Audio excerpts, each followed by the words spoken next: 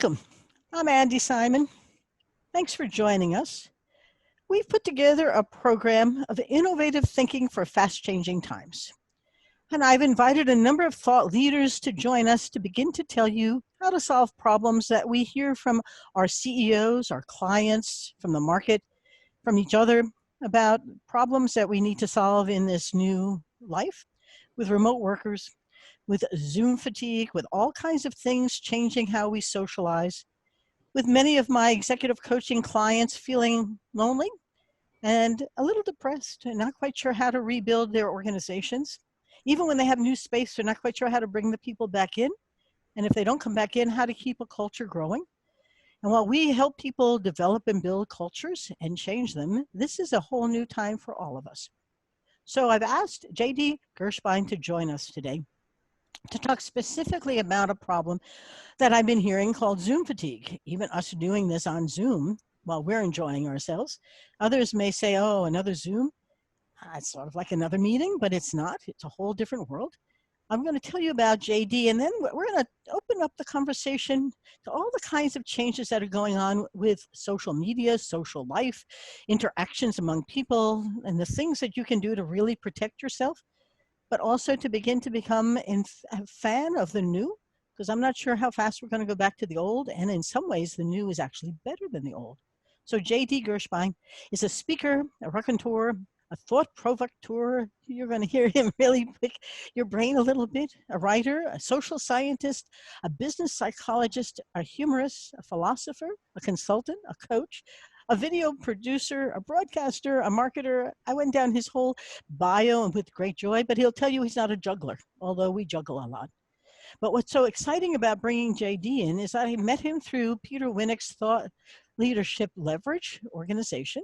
And I am in awe of the thought leaders who connected and are helping each other, which is why I want to help you, bringing JD to you. You might not have had an opportunity to meet him, but it's a great time. So he has a lot of business around communication, but also he helps people in all kinds of different ways. So JD, thank you for joining me today. Is this where I say thanks for having me? No, you can say anything you like, JD. Thanks for having me. Well, that seems to fit the situation.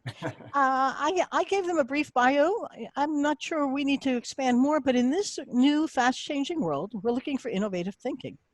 And people have been asking us to bring you to them, particularly because you understand all the changes that are going on. So please help them better understand how to A, adapt, and B, how to turn lemons into lemonade, because I have a hunch this is a time for great opportunities. How about yourself? You know, it's certainly a time for fresh perspective, and getting to that fresh perspective takes some doing. For me, my entry into the digital world was really right around the time I bought my first computer, and things really changed for me the moment I sent my first email, because then I truly wrapped around what it was like to have an internet experience and to see what was going on this other side of the world that, to me as a marketer, truly appealed to me on all levels.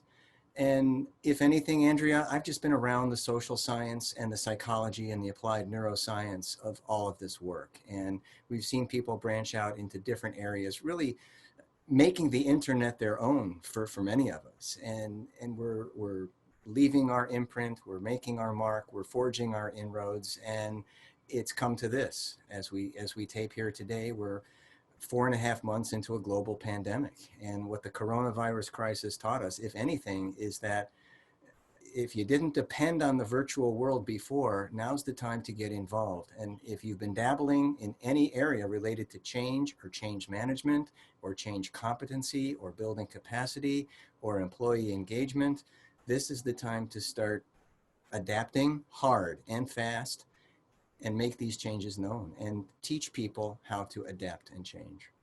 Is there, from your perspective, because you've been doing this as both a neuroscience, from the science part of it and the way the brain operates and the way we socialize, is there a path that people should perhaps follow in order to become more comfortable on this? Have they been thrown into it too fast without much skill development? I mean, what do you see happening? I think that's exactly right. I think you have a lot of people who were really never accustomed to the internet or the online experience. And this has forced them to really reconcile who they are as professionals. And now they need to do this work just to keep up and stay viable. And the ones that excel are the ones that are going to create competitive advantage for themselves and their companies. So when we talk about the virtualization of business, as I like to I like coin that. It's the a great phrase, word. that's Yes. a phrase I'm using quite heavily now, the virtualization of business. You're either on the outside looking in, or you're an active participant, nay, a proactive participant in making things happen. And if you're going to move the needle, if you're going to achieve, if you're going to sell more products and services, if you are going to reach more people, more decision makers, and if you're going to connect with the types of folks that you and I have been connecting with this past 4.5 months, you're going to have to up the ante. And you're going to have to ratchet up your brand strategy. You're going to have to make yourself available and personally accountable to those you meet. You said something important, your brand strategy and your virtualization, as Mhm. if the two are very intimately connected here, because you've been known to people based upon social interaction. You built your network, people see you, they see your face, they know who you are. Does the virtualization transform that in some way? Because if my brand, my business is going to have to be done in a different way, how do I do that? And what does that mean? Are those two Yeah. important questions? Are we distorting ourselves, or Yes. are we creating clarity for people? And this was actually the subject of my TED Talk back on April 12th, 2015, where we exist in the online world when we choose to create these accounts and start to post a little content and tinker with these profiles on social media. But obviously we have this version of ourselves that exists in the feet on the floor, physical eye contact world. Now, when those two versions kind of match up and they're congruent, people can get an idea as to who we really are. They take us at face value. We seem to be more credible when we back up what they read about us online. If the two versions don't match, it creates a disconnect in the brain, and the meeting gets sloppy, or the value proposition gets muddled, and we don't really have the types of meetings we want. So what the virtualization of business is really asking us to do is making sure that our two modes are seamless, and that we, as I call it, break the plane between the online and the real world. And it's really a seamless transition now. We create a presence for ourselves online that's always there when people want to reference it. But when they have us one-on-one, which is now accomplished through Zoom or through telephone, we can't meet right now without high stakes, high jeopardy. Uh, we want those two versions to measure up and create the types of impressions that we want on people. And we do, Andrea, have the ability to control those perceptions. Now, I'm thinking about this as if I'm a CEO watching you, or a manager, an executive, even a staff person. It sounds like I need to tell a story that is going to come alive in a virtual setting. On my profile, perhaps, whether it's Twitter or LinkedIn or Instagram or whatever it is, that is consistent with who I am as a real person, if you had met me. And therefore, the words I choose, the way I frame it, the way I visualize it in a video or in written material, all has to have consistency. Because if they're at odds with each other, I don't know who to trust. I don't know which the real one is. Is that what you're saying? I call it digital style. And from the CEO perspective, senior executives really didn't participate in the early going on LinkedIn, which was the social networking site for business. They thought it was a passing fad, many of them, for years, until finally the tide turned and LinkedIn, through a series of radical periods of change, became that site that we see today. LinkedIn is LinkedIn. It's a behemoth out there. And in combination with Zoom, it's our lifeline in business now to tell our stories.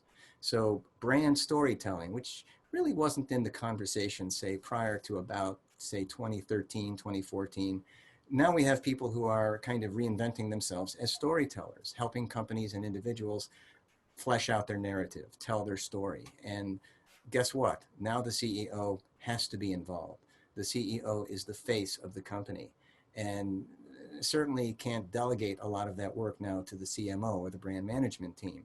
So with more Yes. involvement, with more senior executive leadership now kind of leaning into taking a look at what the team is doing, especially now with teams working remotely, the CEO ought to have a much better perspective on how the brand is being consumed out there. Well, but that's an important point. Our CEOs, those of you who are watching or listening, realizing that what JD is saying is that among your own staff, remotely working, you're going to have a consistency of presence, but also a visibility that perhaps you sort of had before, but you're really going to have now, or they won't know what your story is. Their story should be consistent with it. And therefore, the clients will have the same experience. It's brand consistency, it's culture consistency. And But it's resonance. It's pardon? also resonance. The brand message must resonate with the target Yes. audience. Are there any wisdoms you can share with them on how to do this in particularly well? Because I think you do this often. Well, the message starts at the top, as you well know. And if the senior leadership team buys in, then obviously the rest will follow. And teams are having meetings now. And one of the great challenges of companies, as you well know, Andrea, is keeping employees engaged, Yes. especially if they're meeting every day, twice a day on Zoom. And I know we're going to get to Zoom fatigue. That's in the equation as well. But truthfully, it's to incentivize people to go out there and be good stewards of the company story, but also be stewards of their own professional story, because any business that's done, any transactions that are won, occur at the level of an individual LinkedIn profile. Nobody's going to look at what the company is doing on the company page on LinkedIn, and checks are going to tumble down from the sky. This is very delicate, very balanced strategic partnership formation that occurs through delicate exchange, a sales cycle in and of itself to just get the trust and build the rapport necessary to merge down a sales path. So if the CEO is on board with that philosophy, that it is a slow build and that slow and steady wins the race, LinkedIn should be part of a nutritious breakfast. And people should be out there really working the site, observing, extrapolating from their observations, and applying it into their real world conversations. It also means you need to change. Most definitely.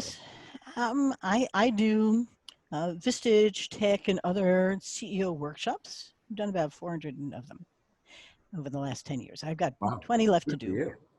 I enjoy them tremendously. I also put 125,000 miles on an airplane every year, but I'm not. And so Not now. not now. So I took the 3-hour workshop and I turned it into an active learning experiential, because people learn best experientially. It's one thing to inspire. It's another thing to be a thought leader that can do a keynote. It's another thing to leave people after 3 hours with work done that they can actually use. And the urgency today showed me very quickly that I can't just inspire them to put together a new kind of strategy or change their culture. They don't know how. And they don't have time to figure out how to learn how to do that.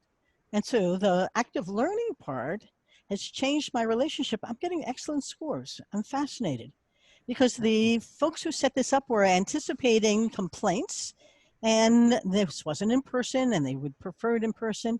I said, that's fine. They can find someone else. But the whole nature of that purchase here has changed. And my said, you need tactical and practical.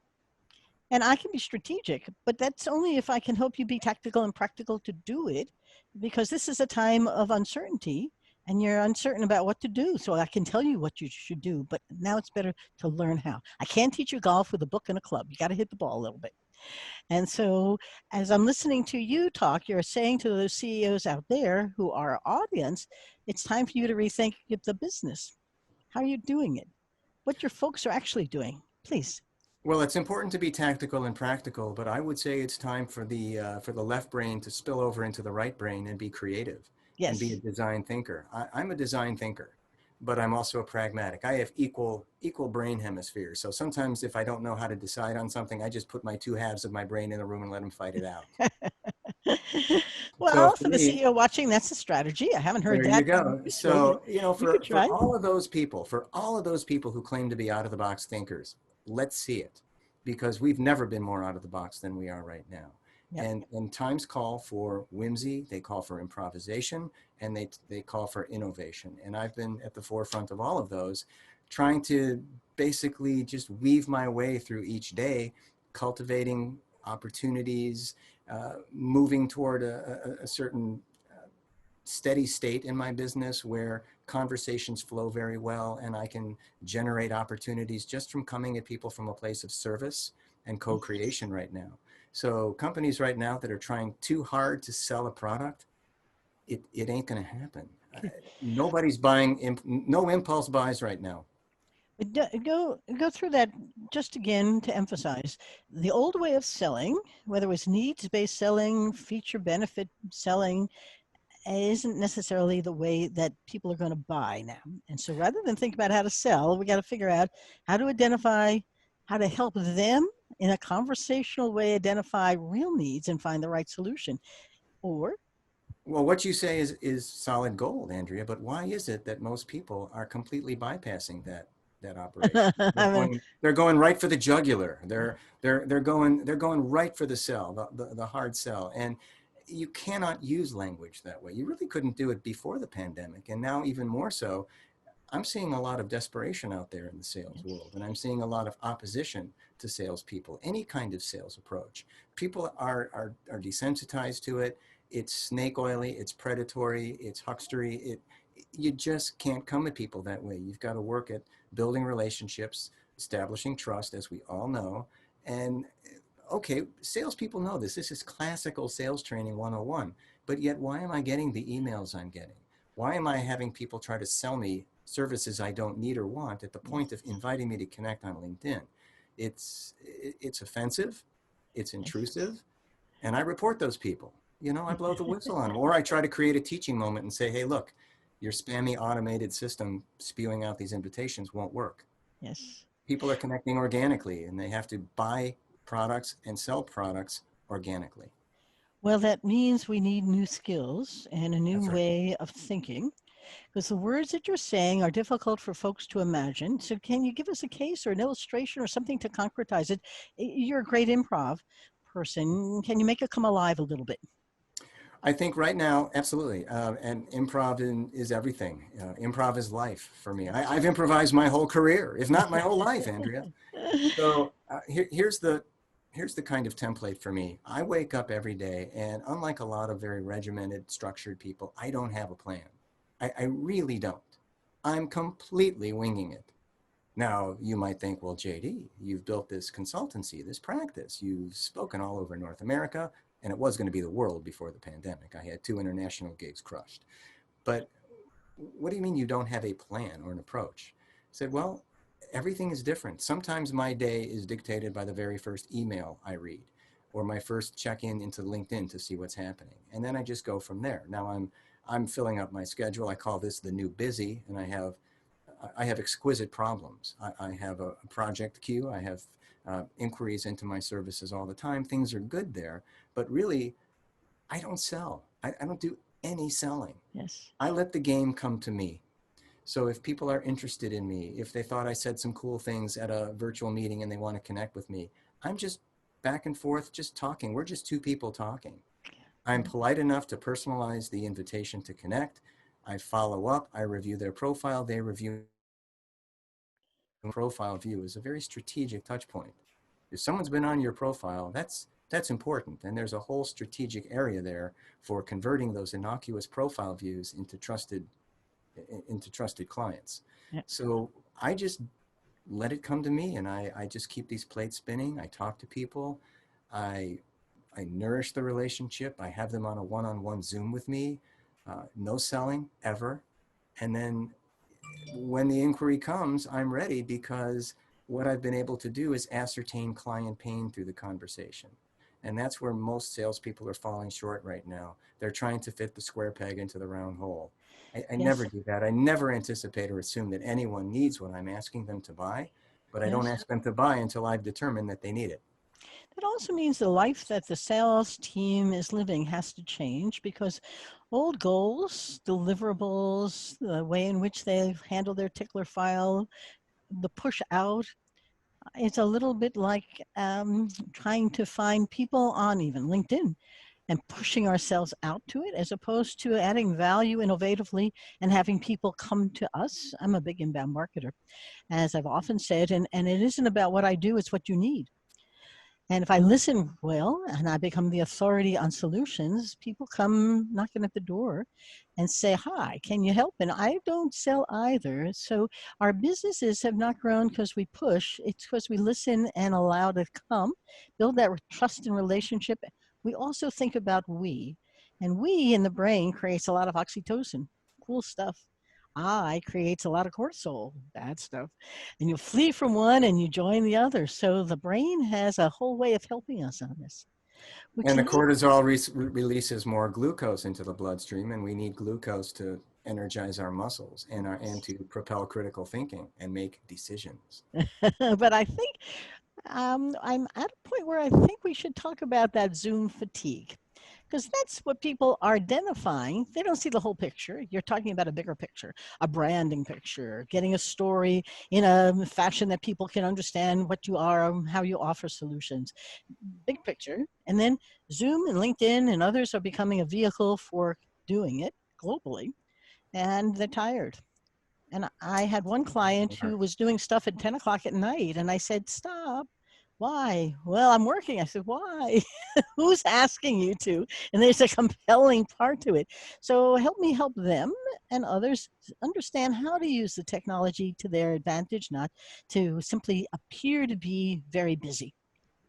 I've done programs on this already. I brought in a professional actor colleague of mine to talk about getting into character for Zoom to have better meetings. And this was in the early stages of the pandemic. For me, I've been on Zoom for several years prior to all of this. So I was used to working with folks globally, as I'm sure you were as well, and knowing their time zones and just going on. And it was a very intuitive process. It was easy as long as the internet connection was stable. And to Zoom's credit, I mean, you can't say enough great things about what this company did. First of all, you want to talk about being in the right place at the At the right right time. time. It's Zoom. And they not only capitalized on a market need, on a desperation market need, but they have fulfilled their obligation. They sorted out a few security hacks. They've made it very easy. And that's how we roll now. We go to virtual networking events, we go to virtual meetings, and we're talking about the non-corporate folks too. People Yes, we just have been family time. We have family Zoom. we we've been maneuvering in and out of these online communities, and we Yes. see that there are many people now looking to build online communities. And there's some overlap, and there's some that are just astonishingly good that motivate us to come back week after week or every couple of weeks or once a month. And then there are ones that were okay, no harm, no foul. It was okay. Yeah. Maybe you meet a few people and maybe you can advance a conversation or two. But I look at Zoom as being just instrumental in helping us rebuild our network and helping us reclaim any lost momentum we had in business. And most importantly, refreshing and revitalizing our brand that most people never get to see. I know. You know, when you're meeting with people in coffee shops, what are you doing? Maybe 3, 4, 5 people a day. Yeah. If you're in a company, you're meeting with as many people in the conference room as are going to see you that day. But on Zoom, over the course of the last 4.5 months as we tape this, since the onset of in-home sheltering, I've met more people in the last 4.5 months than I have in the last 2 years speaking all over the country. I know. And they stay together. And And they they keep, these appointments keep. they do, and they also look at your postings and comment and share Hmm? and build each other in a very different fashion. But I don't want to lose the question about Zoom fatigue. exhaustion. Pardon? Let's talk about Zoom fatigue. So Yes, the because way, that's the thing. When people start making something a cliche, it's like innovation. right. There's a pain there. And I often sell pain solutions. I feel like I'm the doctor in the ER. But I do want to make sure that the folks who are watching have a way of addressing this. It doesn't sound like you just get over it, because I don't think you just get over it. I want them to There, say, here's how you should think about it. there is a cumulative effect on the nervous system, day after day, week after week, month after month of doing this. So as we sit here, we're 4.5 months into the coronavirus crisis, and people are at varying levels of their Zoom. There are people who could be fatigued after, say, 1 or 2 Zoom calls, and Mm-hmm. that's it. And they really don't want to be back on that platform for another couple of days if they can help it. And then there are people like myself. On average, I'm running about maybe 10 Zoom calls a day. Yep. Some anywhere between 6, 7 on the low end. As Yep. I structure it, I have the total autonomy over my calendar. to about 13, 14, 15 some days. And I'm going from I'm 7 in with the you. morning I know. to I mean, 10 at I was night. on a call yesterday to South And Africa, one today to California, another to North Carolina. I mean, you and I are Zoomers, and and we don't get tired. Zoom fatigue doesn't really apply to me. Now, that said, I know what's happening in my nervous system and I know what's happening in my brain. And I eat nutritiously for big Zoom days because I know I'm going to need the energy. I stand when I do Zoom calls, which helps me kind of force it out a little bit more too. I think you see a lot of people who are kind of slumped over in chairs sometimes in offices. They do things to self-sabotage themselves on Zoom. Maybe they didn't eat well, maybe they're over caffeinated. It's caffeine can have a derogatory effect on the nervous system if it's too much. You've got people who maybe didn't sleep well. There's a lot of stress and aggravation in the Yes. family life that's playing into the Zoom, all compounded. And any psychologist, even neuroscientist, will tell you that this has a cumulative impacting effect on Yes. the brain. And chronic fatigue, day after day after day of this, it just gets worse. The retinal muscles, the facial muscles, the muscles of expression that make us Yes. smile. I mean, Yes. it's tough to keep that smile on your face sometimes. People default into baseline communication patterns, or they can't sustain that energy for a whole 30-minute Zoom call. Yes. And then it just adds up. How to counteract it? It's mental toughness. I can't think of anything more than to just bring energy as if every Zoom conversation you have could be a business opportunity. Because in this day and age, it could very well be. And the important Zoom conversations, the ones that make you stand up a little straighter and open your eyes a little wider and keep focused on the camera, looking at that webcam light or your phone, these are important meetings. This is the equivalent of the business meeting where all eyes would be on you in the conference room. Well, guess what? All eyes are on you in the Zoom room too. Well, let So me ask you a question because my solution, and I often have a day much like yours. I mean, I've had multiple clients in India, for example, where I'm working with them at 6 in the morning and it's 6 their time. But the thing that I learned is that after 45 minutes or an hour, I must get up and take a walk. And I oh, find absolutely. that the break quiets the mind and allows the eyes to relax a little bit. I live in a rural area. Walking outside, even for a half hour to get my brain quieted down, seems to have a nice balance between on the camera and off the camera. I do a lot of performance. Before I go on to a performance, I rehearse. I find a quiet space to sit quietly.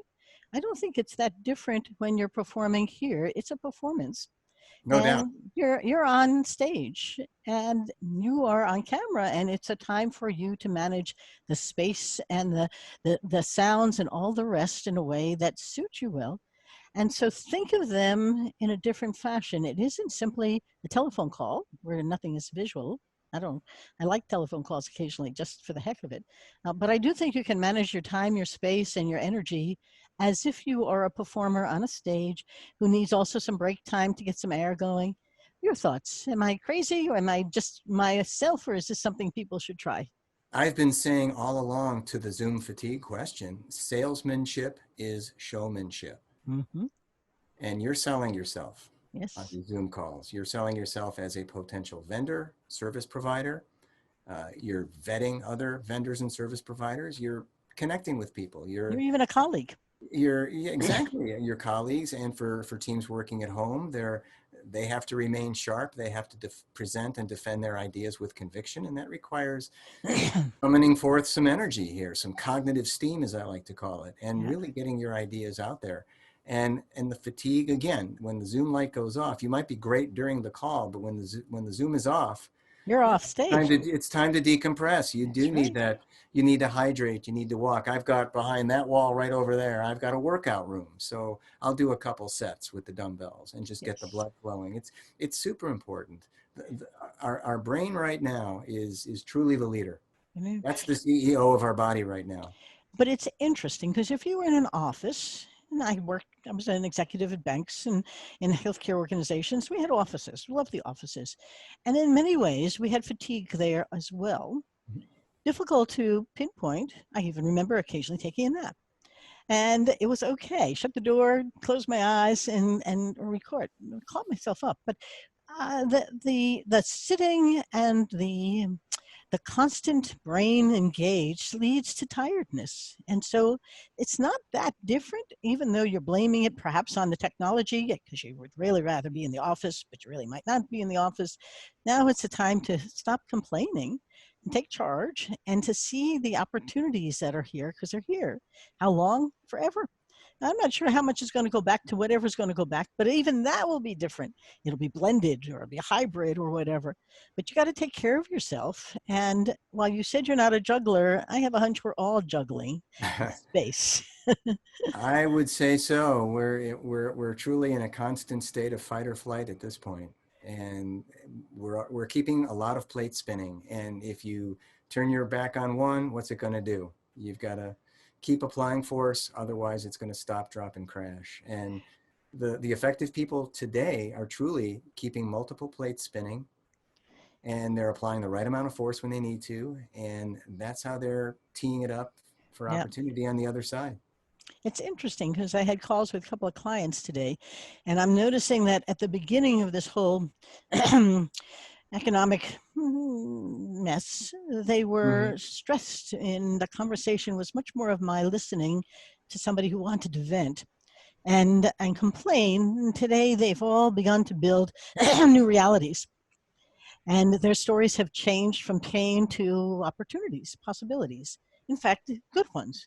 And they are shrinking some clients out of their portfolios, and they are hiring some new people, and they are beginning to address in a healthcare place how to handle the surge that didn't happen then, but is happening now. And people are actually better adjusted to what's coming next. And I said to them, it's a new reality for you, and it's not a bad one. Oh, I can do this. And so we've gone through that period of grief and bereavement, and now it's recovery, and we're coming out of the traumatic stage. So the reason I call this program Innovative Ideas, Innovative Thinking for Fast Changing Times, is I don't think we should leave the things that we've learned alone, but begin to embrace them, because I have a hunch it's going to change again, and maybe even again and faster. This was the fourth industrial revolution before this all happened, and the whole workplace was going to change. Now it's changed. So it's a really exciting time.